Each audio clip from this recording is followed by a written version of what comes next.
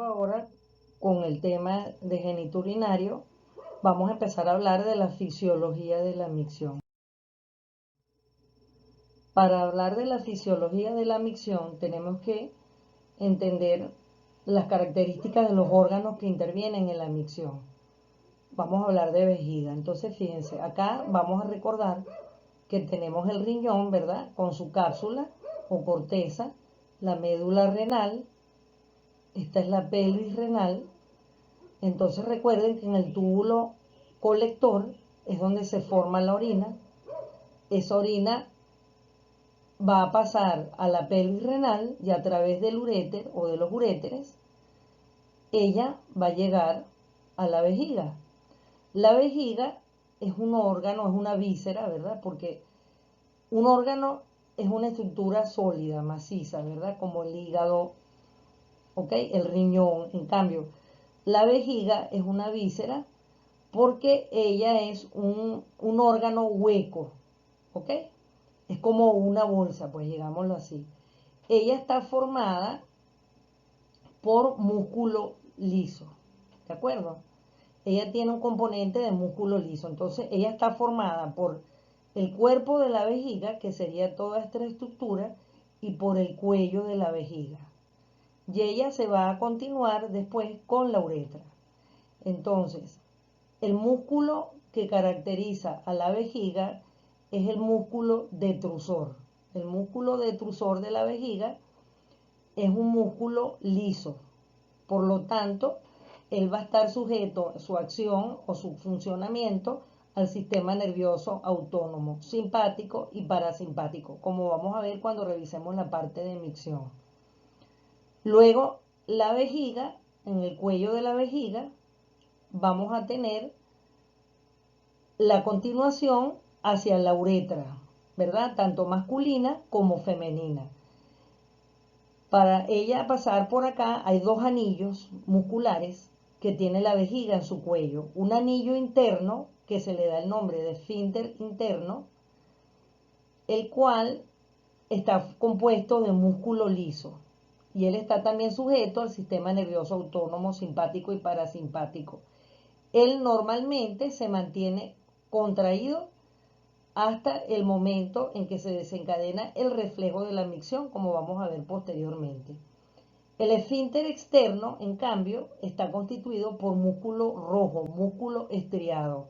Al ser músculo estriado, significa que va a actuar él por sistema de placa motora, es decir, va a estar controlado por la vía motora, ¿ok?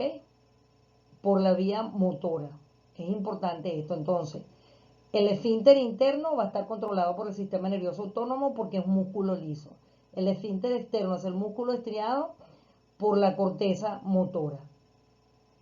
La capacidad de una vejiga de un adulto es aproximadamente medio litro, o sea, aproximadamente 500 mililitros, 500 cc. Sin embargo, ya a partir de 300 cc que tenga de líquido la vejiga, es el momento en que la persona va a empezar a sentir la necesidad de orinar.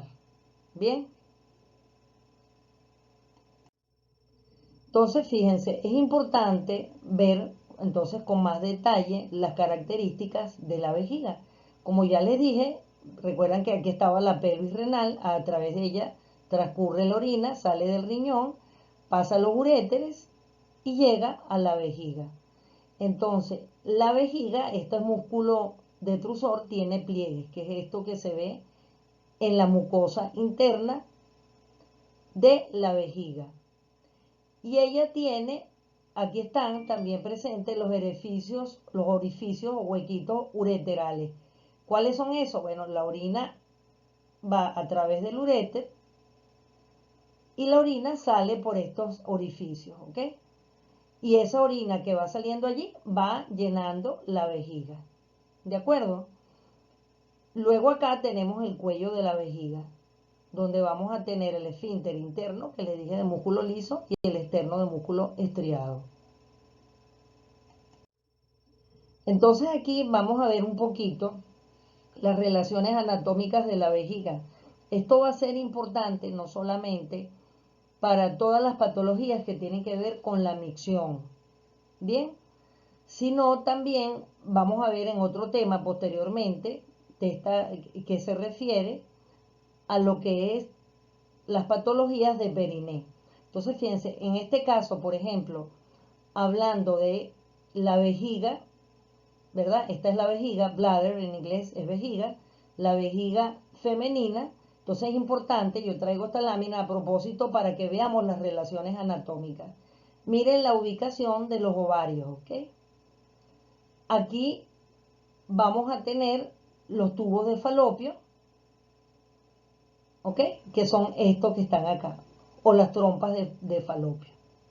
Bien, entonces este que es un órgano reproductor, ¿verdad? Esto que tenemos acá, ¿qué sería?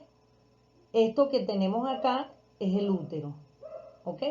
Entonces fíjense, miren dónde está la vejiga y miren dónde está el útero. Esto es muy importante para patologías que vamos a ver más adelante, las patologías que tienen que ver a nivel pélvico en la mujer.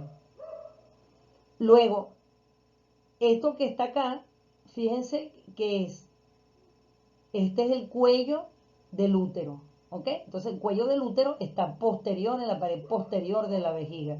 Es decir, vamos a ver más adelante que cualquier patología que ocurra a nivel de útero va a repercutir o va a afectar a quién, a la vejiga. Esto que viene siendo acá, estos son los mismos uréteres, ¿ok? Y adentro veríamos los orificios que vimos anteriormente. Por delante, ¿con quién limita? ¿Qué es lo que tenemos acá? El pubis, ¿ok? El hueso del pubis.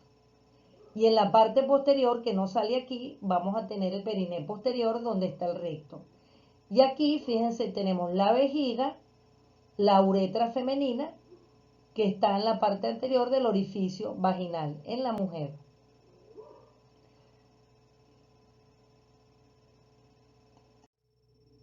Entonces, fíjense, vamos a hablar también de otro aspecto muy importante que va a tener que ver con la clínica o los síntomas y signos de la patología miccionales, que es el trígono vesical, ¿ok? Que también se conoce como trígono de Lietaud, se escribe Lietaud.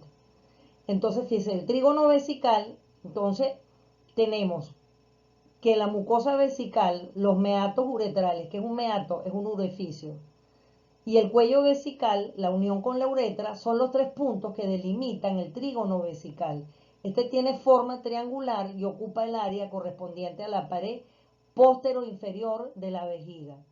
Entonces, fíjense, el triángulo de Lietaud, ¿por qué está conformado? Por, fíjense, los meatos ureterales, es decir, los orificios que vimos anteriormente, los orificios de la uretra, se les llama orificios o meatos.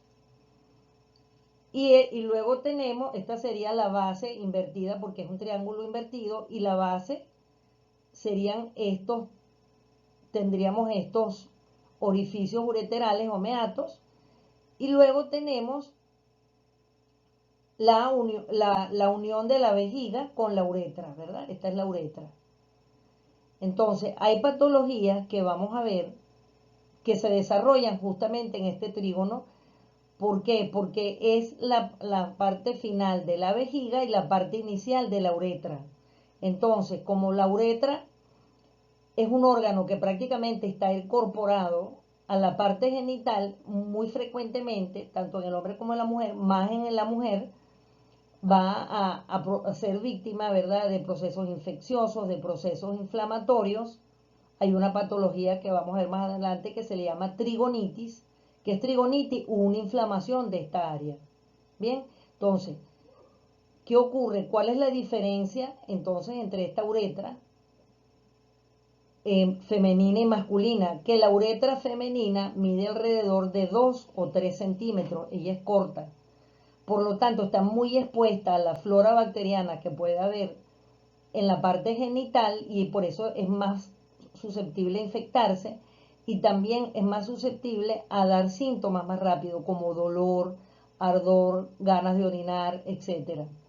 En cambio, en el hombre, la uretra mide aproximadamente 20 centímetros, es mucho más larga. La vamos a revisar, creo que a continuación. Vamos a ver aquí la diferencia con la vejiga y la uretra masculina. Entonces, fíjense acá.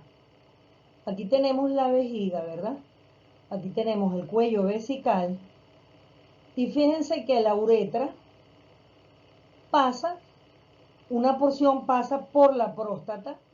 La próstata es una glándula donde se va a producir parte del líquido seminal, como vamos a ver más adelante, cuando veamos este tema. Y acá tenemos la uretra membranosa, ¿verdad? ¿Por qué? Porque se llama así, porque ella va inserta dentro de lo que es el pene. Entonces, fíjense acá, la uretra del hombre es aproximadamente 20 centímetros, mucho más larga. Por eso que el hombre, en un momento dado, a un mismo volumen de líquido de la vejiga, el hombre puede contener más tiempo las ganas de orinar que la mujer. En cambio, la mujer viene de 3 a 4 centímetros. Entonces, la relación que tendríamos acá posteriormente con en el hombre, entonces vamos a tener aquí, que no sale en esta imagen, ¿qué tendríamos? Tendríamos el pubis y en la parte posterior tendríamos el recto, ¿ok? Que ya sería parte, formaría parte de lo que vamos a ver más adelante, que es el periné posterior. Y acá vamos a tener los músculos del suelo pélvico.